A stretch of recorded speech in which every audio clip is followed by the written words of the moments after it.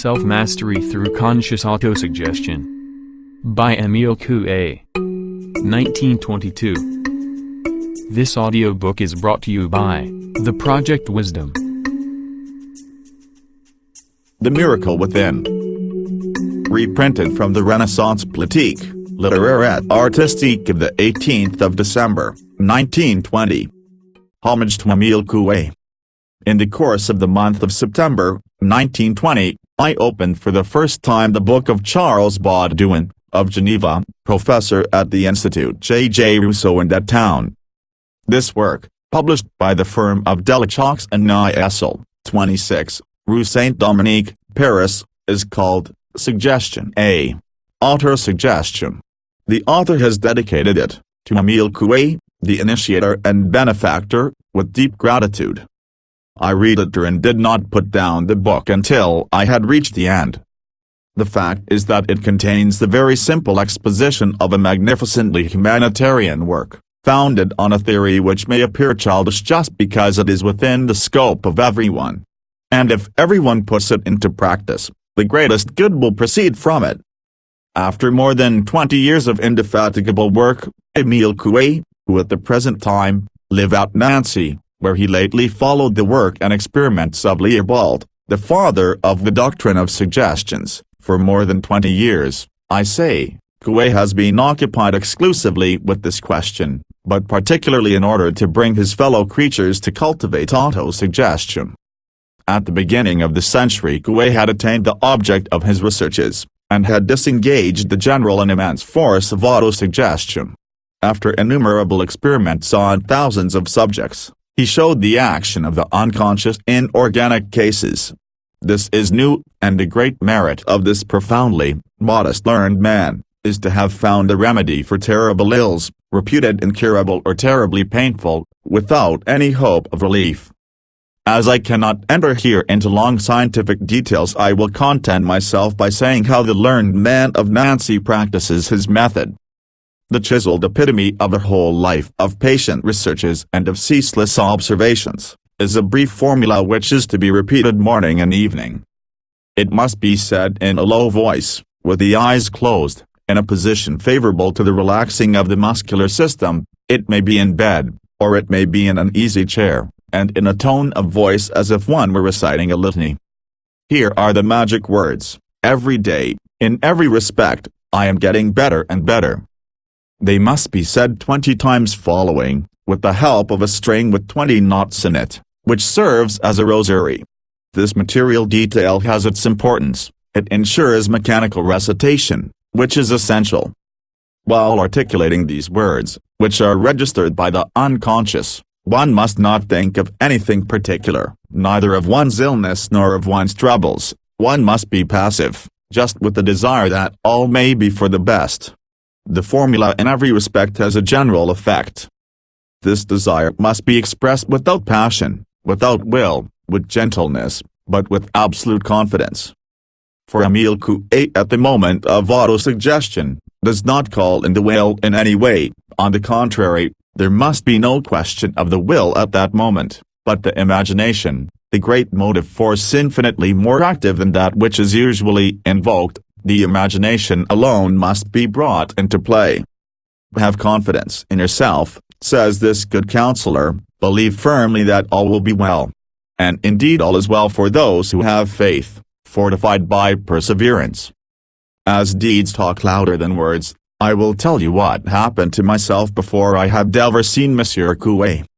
I must go back then to the month of September when I opened Monsieur Charles Baudouin's volume.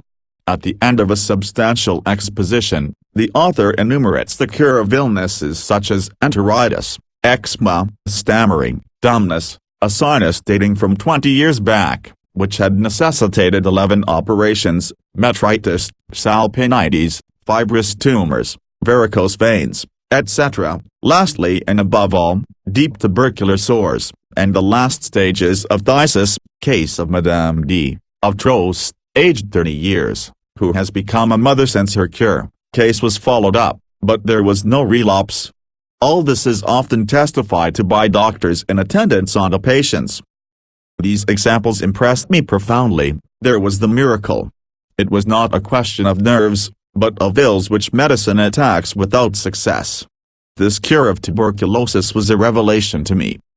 Having suffered for 2 years from acute neuritis in the face, I was in horrible pain. 4 doctors, 2 of them specialists, had pronounced the sentence which would be enough, of itself alone, to increase the trouble by its fatal influence on the mind: nothing to be done. This nothing to be done had been for me the worst of auto-suggestions. In possession of the formula, every day, in every respect, etc., I recited it with a faith which, although it had come suddenly, was none the less capable of removing mountains, and throwing down shawls and scarves. Bareheaded, I went into the garden in the rain and wind, repeating gently, "I am going to be cured, I shall have no more neuritis, it is going away, it will not come back," etc. The next day I was cured, and never any more since have I suffered from this abominable complaint, which did not allow me to take a step out of doors and made life unbearable. It was an immense joy. The incredulous will say, it was all nervous. Obviously, and I give them this first point. But, delighted with the result, I tried the Coué method for an edema of the left ankle, resulting from an affection of the kidneys reputed incurable. In 2 days the edema had disappeared. I then treated fatigue and mental depression, etc. An extraordinary improvement was produced, and I had but one idea: to go to Nancy to thank my benefactor. I went there and found the excellent man, attractive by his goodness and simplicity, who has become my friend. It was indispensable to see him in his field of action. He invited me to a popular séance. I heard a concert of gratitude.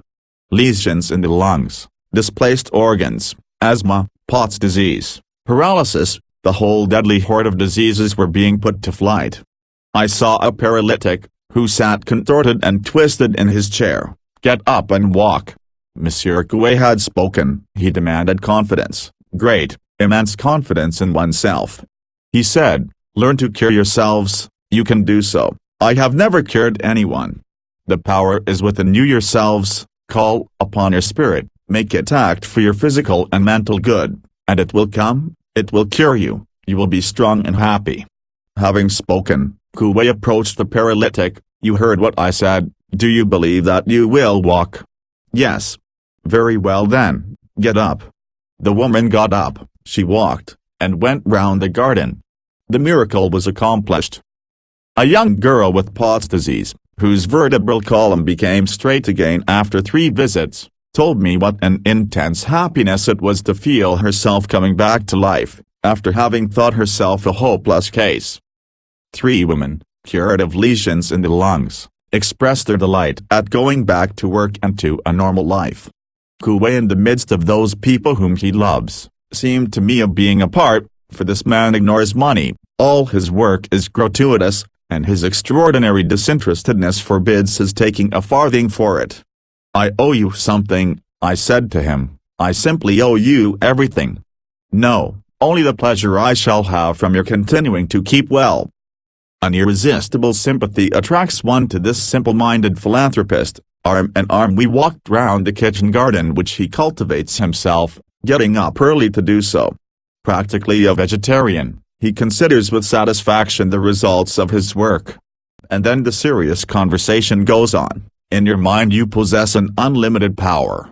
It acts on matter if we know how to domesticate it. The imagination is like a horse without a bridle. If such a horse is pulling the carriage in which you are, he may do all sorts of foolish things and take you to your death. But harness him properly, drive him with a sure hand, and he will go wherever you like. Thus it is with the mind, the imagination. They must be directed for our own good. Autosuggestion, formulated with the lips, is an order which the unconscious receives. It carries it out unknown to ourselves and above all at night, so that the evening auto-suggestion is the most important. It gives marvelous results. When you feel a physical pain, add the formula "it is going away," very quickly repeated, in a kind of droning voice, placing your hand on the part where you feel the pain, or on the forehead, if it is a mental distress. For the method acts very efficaciously on the mind. After having called in the help of the soul for the body, One can ask it again for all the circumstances and difficulties of life. There also, I know from experience that events can be singularly modified by this process.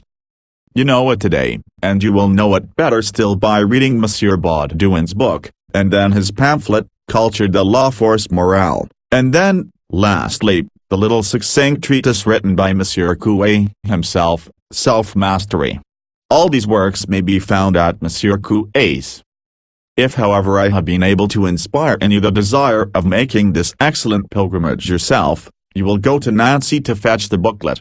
Like myself you will love this unique man, unique by reason of his noble charity and of his love for his fellows, as Christ taught it. Like myself also, you will be cured physically and mentally. Life will seem to you better and more beautiful. That surely is worth the trouble of the trying for. Monsieur Burnet, Provins.